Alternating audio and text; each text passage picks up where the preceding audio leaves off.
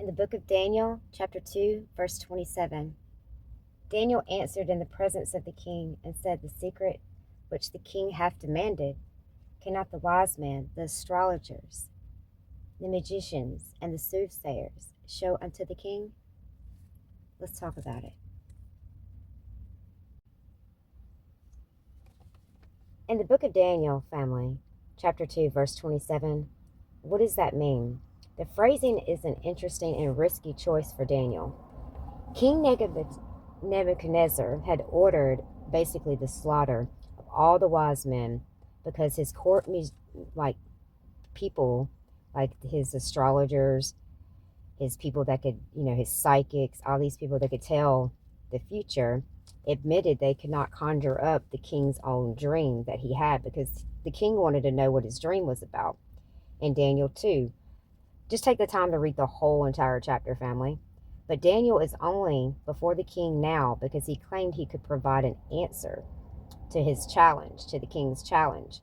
So Daniel 2:16, and yet the first thing Daniel says echoes the sorcerer's excuse that no man could know what the king demanded.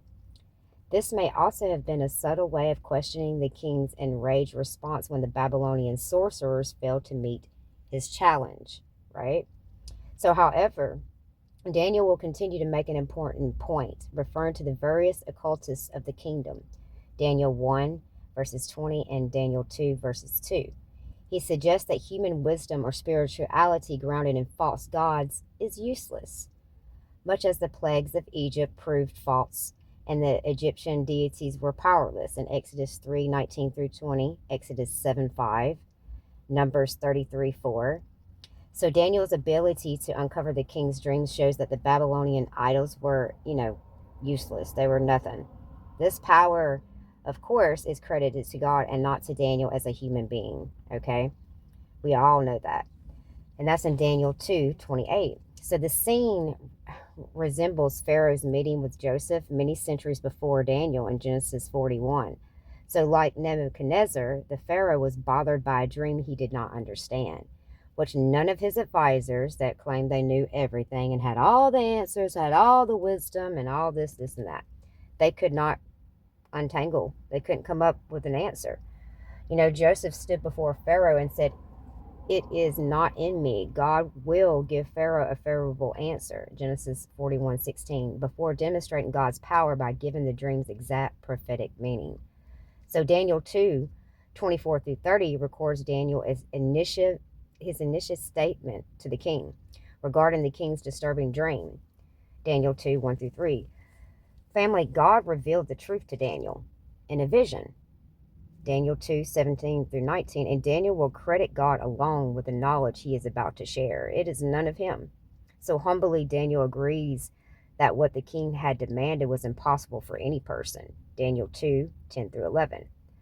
But that nothing can be secret from the true God in heaven. So the king tests his magicians, his psychics, he's testing all these people, demanded that they tell him what he had dreamed about rather than merely inventing an interpretation. When they fail, he prepares to execute the entire department of wise men. He's going to get rid of them because they're false.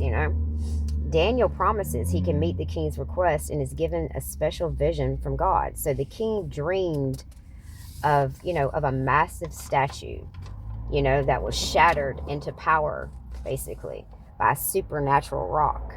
So Daniel accurately describes this and interprets it as a prophecy about the kingdoms which would come after Babylon. The king appoints Daniel and his friends to positions of power and influence over Babylon at that point.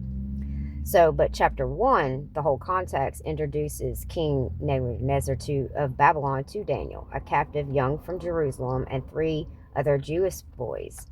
So after the 3 years of education, the 4 Hebrew captives outperform all the trainees, even surpassing the wise men in Babylon. So in chapter 2, we see that Daniel describes and interprets the king's dream through, even though the others couldn't. And as a result, the king promotes Daniel and his 3 friends to high positions over the provinces of Babylon. This sets the stage, family, for a severe test of faith coming up in chapter 3 when you continue to read for Daniel.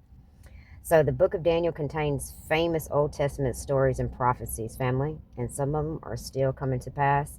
And we're living in a lot of Daniel's prophecies. If you continue to read on, you'll see exactly what I'm talking about.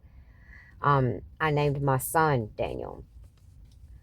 I mean, Daniel is a family name of ours. So Daniel always means a lot to me. My son, my grandfather's name is Daniel. My dad's name is Daniel.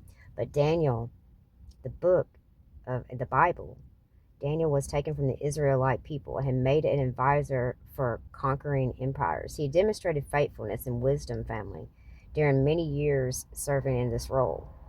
Though Daniel does not deliver a public message, Jesus refers to him as a prophet in Matthew 24:15. So the first portion of the book mostly describes Daniel's interpretations of dreams and other events. The second portion looks ahead to the end times, which, hey, that's where we're at today. So Daniel is classified in English Bibles as a major prophet, meaning the book is relatively long and the content has broad implications. The book of Revelation echoes and expands on many of the same themes. Take the time to cross-reference. You'll see it for yourself. But I want to continue to go into the book of Micah on the next study with you guys. I just want to read Micah with you guys, and I also want to talk about Acts 16:16.